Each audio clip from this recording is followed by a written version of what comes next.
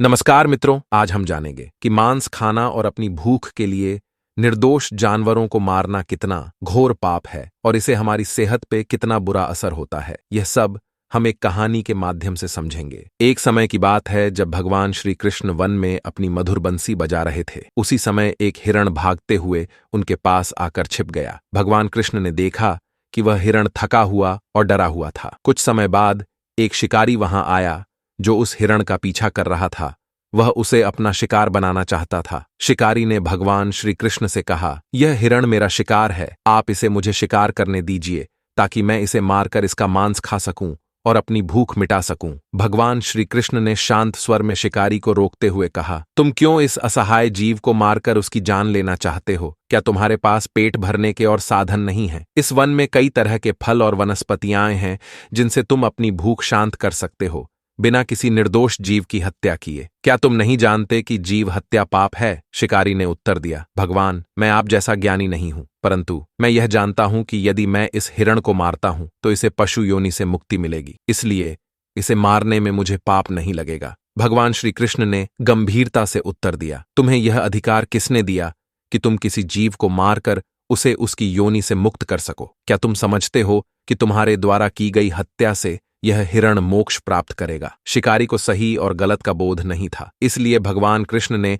उसके सामने एक शर्त रखी। उन्होंने कहा, मैं तुम्हें एक कथा सुनाऊंगा। अगर तुम मेरी कथा सुनने के बाद भी इस हिरण को मारना चाहो तो तुम उसे मार सकते हो। शिकारी ने सोचा कि कथा सुन लेने में कोई हर्ज नहीं है, इससे उसका मनोरंजन भी हो जाएगा और बाद में वह हिरण का शिकार कर लेगा। इसके बाद भगवान श्री कृष्ण ने शिकारी को कथा सुनाना आरंभ किया। एक समय की बात है, एक समृद्ध राज्य में एक बहुत ही न्यायप्रिय, दयालु और बुद्धिमान राजा का शासन था। यह राज्य चारों ओर हरियाली और समृद्ध से भरा हुआ था। यहाँ के लोग खुशहाल थे, व्यापार फल फूल रहा था और खेती से अच्छी पैदावार होती थी। राजा हमेशा अपनी प्रजा के भले की सोचता था और उन्हें सुख शांति प्रदान करने के लिए हर संभव प्रयास करता था। उसकी न्यायप्रियता और दयालुता की चर्चा दूर दूर तक थी। राजा नियमित रूप से अपनी प्रजा की समस्याएं सुनता और उनके समाधान के लिए तत्पर रहता था। लेकिन एक वर्ष ऐसा आया जब राज्य में हालात अचानक बदल गए। आसमान से बारिश मानो रूठ गई हो। पूरे साल में एक बूंद भी पानी नहीं गिरा। वर्षा के अभाव ने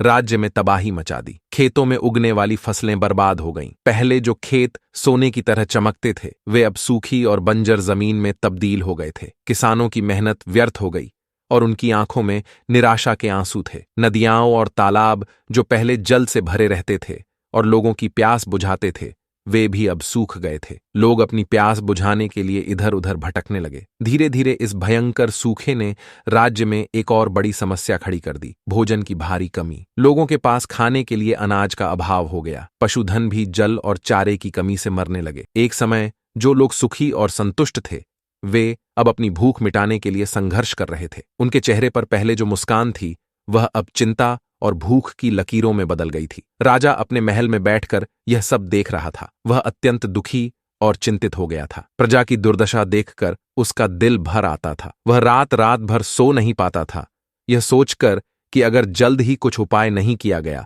तो उसकी प्रजा भूख से मरने लगेगी। उसका हृदय अपनी प्रजा की पीड़ा से विचलित हो उठा। राजा के लिए यह स्थिति अत्यंत पीड़ादायक थी, क्योंकि वह एक न्यायप्रिय शासक था जो हमेशा अपनी प्रजा की भलाई के लिए कार्य करता था। अब राजा के सामने सबसे बड़ा प्रश्न यह था कि कैसे इस सूखे और भुखमरी की समस्या का हल निकाला जाए। अपने राज्य को इस संकट से निकालने के लिए राजा ने राज्य के सभी बड़े मंत्रियों, व्यापारियों और बुद्धिजीवियों की एक विशेष सभा बुलाने का निर्णय लिया। राजा बोलते हैं, राज्य में स्थिति दिन ब दिन बदतर होती जा रही है।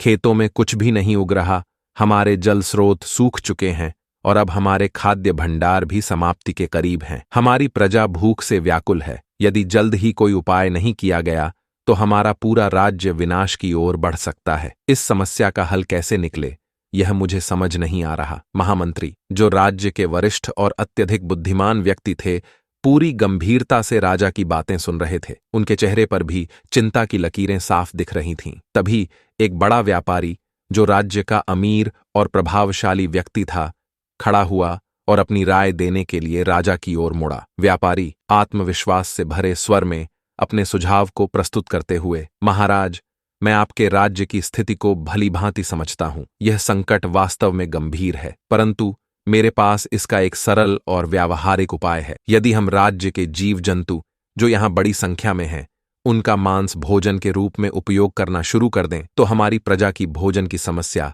हल हो सकती है। इससे हमारी भंडारों पर दबाव कम होगा और हम इस विपदा से बाहर निकल सकेंगे। राजा थोड़ा असमंजस में व्यापारी की बातों पर विचार करते हुए, मांसाहार यह एक तरीका हो सकता है जिससे हमारी भोजन की समस्या हल हो सके। लेकिन महामंत्री, जो हमेशा से राज्य में धर्म और नैतिकता के पक्षधर रहे हैं, तुरंत व्यापारी की बात को बीच में रोकते हैं।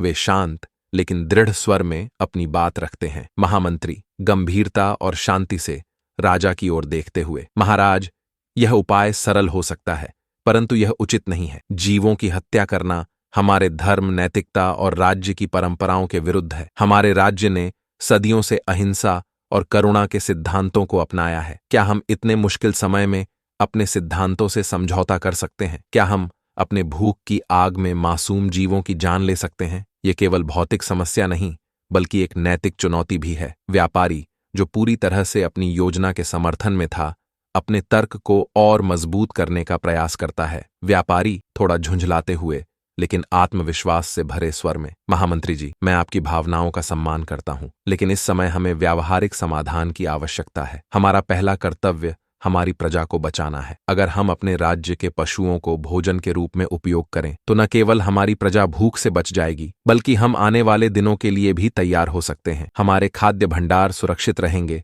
और राज्य की व्यवस्था भी बनी रहेगी। राजा दोनों पक्षों की बातें सुनकर और विचार मग्न होते हुए स्थिति की गंभीरता को समझते हैं, लेकिन निर्णय लेने में थोड़ा उलझन महसूस कर रहे हैं। उनकी चिंता और जिम्मेदारी प्रजा की भलाई के प्रति गहरी थी। राजा थोड़ी उलझन में महामंत्री की ओर देखते हुए, महामंत्री, तुम्हारी बातों में नैतिकता और धर्म का सम्मान है, परंतु व्यापारी की बात भी व्यावहारिक प्रतीत होती है। यह कठिन समय है और हमें अपनी प्रजा की भूख मिटाने का कोई रास्ता खोजना होगा। मुझे बताओ, क्या हमें इस संकट में यह कठोर कदम उठाना चाहिए? क्या प्रजा की भलाई के लिए हम इस उपाय को स्वीकार कर सकते हैं? महामंत्री राजा की दुविधा को समझते हुए गहरी सांस लेते हैं और अपनी बात को और अधिक विस्तार से रखने का निश्चय करते हैं। वे जानते थे कि इस समय न केवल राज्य की प्रजा का जीवन दांव पर है, बल्कि राज्य की नैतिकता और भविष्य की दिशा भी इसी निर्णय पर निर्भर है। महामंत्री व्यापारी के दरवाजे पर दस्तक देते हुए, व्यापारी जी,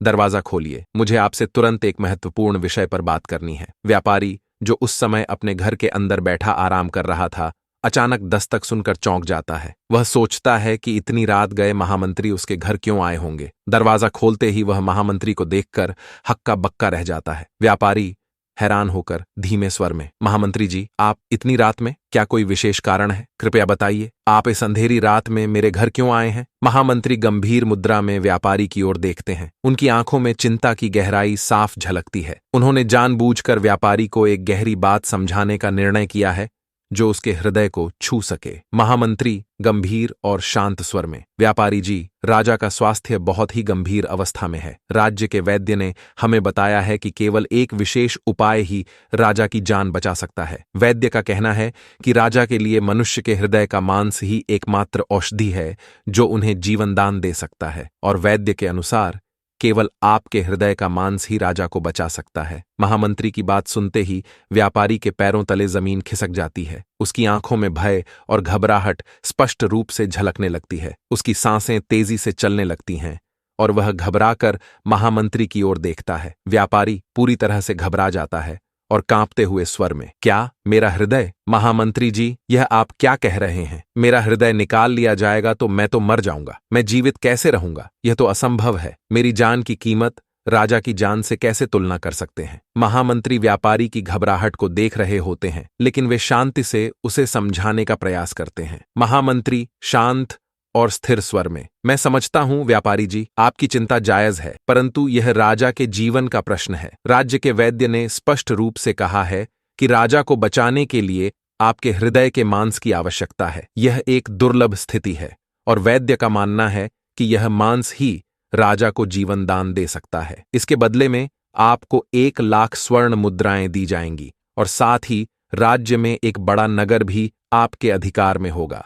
आपको इस त्याग के लिए महान इनाम मिलेगा। व्यापारी पूरी तरह से स्तब्ध हो जाता है। उसके मन में अपने जीवन का भय और लालच दोनों उभरते हैं, परंतु अपने प्राणों का मूल्य समझते हुए वह अचानक महामंत्री के पैरों में गिर जाता है। उसकी आंखों में आंसू भर आते हैं और उसकी आवाज कांपने लगती है। व्यापारी आंसू भरी आंखों से घुटनों के बल गिरते हुए, महामंत्री जी, कृपया मुझे माफ करें, मैं अपने प्राणों को नहीं दे सकता। मेरी जान मुझे बहुत प्यारी है। क्या कोई और तरीका नहीं हो सकता? मैं अपने प्राण बचाने के लिए कुछ भी कर सकता हूं। अगर आपको 1,00,000 स्वर्ण मुद्राएं चाहिए तो मैं आपको ये तुरंत दे दूंगा, लेकिन मेरी जान बख्श दीजिए, मैं अपना हृदय नहीं दे सकता। महामंत्री, जो इस पूरी स्थिति को संयम पूर्वक देख रहे थे, अब अपनी बात को स्पष्ट रूप से समझाने का सही समय समझते हैं। वे शांत स्वर में व्यापारी की ओर देखते हैं और उसकी आंखों में झांकते हुए गहरी बात कहते हैं। व्यापारी जी, अगर आप अपने जीवन को बचाने के लिए इतनी स्वर्ण मुद्राएं देने को तैयार हैं, तो क्या यह उचित है कि आप राज्य की प्रजा को जीवों की हत्या कर मांस खाने के लिए विवश करें? क्या जीवों का जीवन उनके लिए उतना ही मूल्यवान नहीं है जितना आपका जीवन आपके लिए है? अगर आपके हृदय का मांस आपको इतना प्रिय है, तो सोचिए उन निरीह पशुओं के प्राण उनके लिए कितने महत्वपूर्ण होंगे। क्या हम अपनी भूख शांत करने के लिए उनकी जान लें? व्यापारी, जो अब तक सिर्फ अपने लाभ और लालच में फंसा हुआ था, महामंत्री की इस गहरी बात को सुनकर पूरी तरह से हिल जाता है। उसकी आंखों में शर्म का भाव साफ झलकता है। उसे अपनी गलती का एहसास हो जाता है। महामंत्री जी, आप सही कह रहे हैं। मैंने स्वार्थ और लालच के वश में आकर ऐसा प्रस्ताव दिया था। मुझे अपनी गलती का अब पूरी तरह से एहसास हो गया है। कृपया मुझे क्षमा करें। मैं अब मांसाहार का समर्थन नहीं करूंगा और प्रजा को भी इस राह पर चलने के लिए नहीं कहूंगा। मैं आपसे वादा करता हूं कि अब मैं हमेशा प्रजा के हित में ही सोचूंगा और जीवों की रक्षा करूंगा। महामंत्री व्यापारी की इस स्वीकृति को सुनकर संतुष्ट होते हैं। वे जानते थे कि अब व्यापारी अपनी गलती से सीख चुका है और सही मार्ग पर आ गया है। व्यापारी जी, आपकी समझ और परिवर्तन सराहनीय है। हर किसी को अपने जीवन का मूल्य समझना चाहिए, चाहे वह मनुष्य हो या कोई अन्य जीव। हम सभी को अपने कर्तव्यों और नैतिकता का पालन करते हुए जीवन जीना चाहिए। इस प्रकार व्यापारी ने अपनी गलती को समझा और राज्य की प्रजा और जीवों के प्रति अपनी सोच को बदल दिया। महामंत्री की बुद्धिमत्ता और धैर्य ने राज्य को एक बड़ा संकट टालने में मदद की और राजा का राज्य पुनः सुख शांति की ओर बढ़ने लगा। राजा गंभीर और विचारशील मुद्रा में सभी व्यापारियों की ओर देखते हुए, आप सभी को आज यहां बुलाने का मुख्य उद्देश्य यह है कि राज्य की वर्तमान स्थिति अत्यंत गंभीर हो चुकी है। महामंत्री ने एक समाधान प्रस्तुत किया है जो हमें इस संकट से उबार सकता है। महामंत्री, कृपया आप सबके सामने अपना प्रस्ताव स्पष्ट रूप से रखें ताकि हम सभी इस पर विचार कर सकें। वे एक थैली में रखी स्वर्ण मुद्राएं राजा के सामने रख देते हैं, जिन्हें उन्होंने व्यापारियों से एकत्र किया है। सभा में सभी की निगाहें महामंत्री पर टिक जाती हैं और सभी उत्सुकता से उनके प्रस्ताव की प्रतीक्षा करने लगते हैं। महामंत्री मुस्कान के साथ शांति से बोलते हुए, महाराज, जैसा कि हमने पहले चर्चा की थी, मैंने यह समाधान निकाला कि हमें अपने राज्य की प्रजा के जीवन को बचाने के लिए कोई ऐसा उपाय करना होगा जो हमारी नैतिकता और धर्म के अनुरूप हो। इस सोच के तहत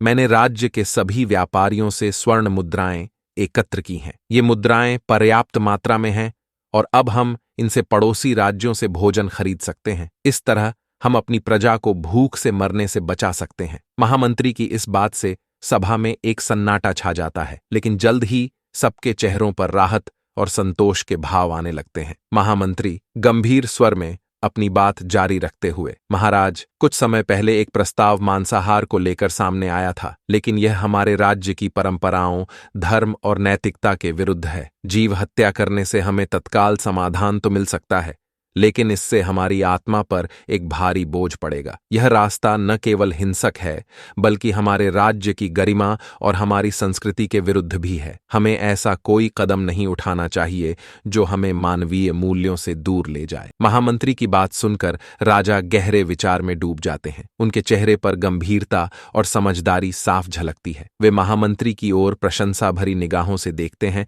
और फिर राजा गंभीर और स्थिर स्वर में सभा की ओर देखते हुए, तुमने सही कहा महामंत्री, जीव हत्या कभी भी एक उचित समाधान नहीं हो सकता। हमारे राज्य की नींव हमेशा धर्म, अहिंसा और करुणा पर आधारित रही है। इस कठिन समय में भी हमें इन मूल्यों को छोड़ने का अधिकार नहीं है। मैं तुम्हारे इस प्रयास की सराहना करता हूं। इन स्वर्ण मुद्राओं के माध्यम से हम दूसरे राज्यों से भोजन मंगवाएंगे और अपनी प्रजा को इस संकट से उबारेंगे। राजा के इस निर्णय पर सभा में चारों ओर सहमति के स्वर गूंजने लगते हैं। सभी व्यापारी और अधिकारी प्रसन्न होते हैं और उनकी आंखों में संतोष झलकता है। वे जानते थे कि राजा और महामंत्री ने राज्य के लिए एक ऐसा निर्णय लिया है जो न केवल उनकी वर्तमान समस्या का समाधान करेगा, बल्कि राज्य की नैतिकता और प्रतिष्ठा को भी अक्षुण्ण रखेगा। सभा के सदस्य प्रशंसा और श्रद्धा से भरकर, महामंत्री जी की बुद्धिमत्ता और आपका नेतृत्व हमारे राज्य के लिए हमेशा मार्गदर्शक रहा है। हम सभी आपके इस निर्णय का समर्थन करते हैं। व्यापारी जो पहले मांसाहार का प्रस्ताव लेकर आए थे, वे भी अब लज्जित होकर सिर झुकाए खड़े होते हैं। उन्हें अपनी गलती का एहसास हो चुका था और वे समझ गए थे कि उनके स्वार्थी प्रस्ताव से राज्य को कितना नुकसान हो सकता था। महामंत्री की मुस्कान और राजा की प्रशंसा से प्रेरित होकर सभा का माहौल अब पूरी तरह से सकारात्मक हो जाता है। राज्य के लिए एक उज्ज्वल और सुखद भविष्य की उम्मीद सभी के दिलों में बस जाती है। महामंत्री मुस्कुराते हुए सभा की ओर देखते हुए, यह संकट हमें यह सिखाने के लिए आया था कि धर्म और नैतिकता के मार्ग पर चलते हुए भी कठिन से कठिन समय का सामना किया जा सकता है। जब हम अपने कर्तव्यों का पालन करते हैं और दूसरों के जीवन का सम्मान करते हैं, तो कोई भी कठिनाई हमारे मार्ग में बाधा नहीं बन सकती। सभा समाप्त हो जाती है और सभी सदस्य अपने अपने स्थानों पर लौट जाते हैं, दिलों में संतोष और गर्व लिए। राज्य में एक बार फिर शांति और समृद्धि की लहर दौड़ने लगती है और राजा तथा महामंत्री का नेतृत्व सबके दिलों में गहरी छाप छोड़ जाता है। श्री कृष्ण से यह कथा सुनकर वह शिकारी अपनी गलती को समझ गया। वह समझ गया कि महानता जीवन लेने में नहीं, जीवन देने में है। इसलिए हमको भी कभी निर्दोष जानवर को नहीं मारना चाहिए, हमको इनकी सेवा करनी चाहिए। यह सब भगवान का ही रूप है।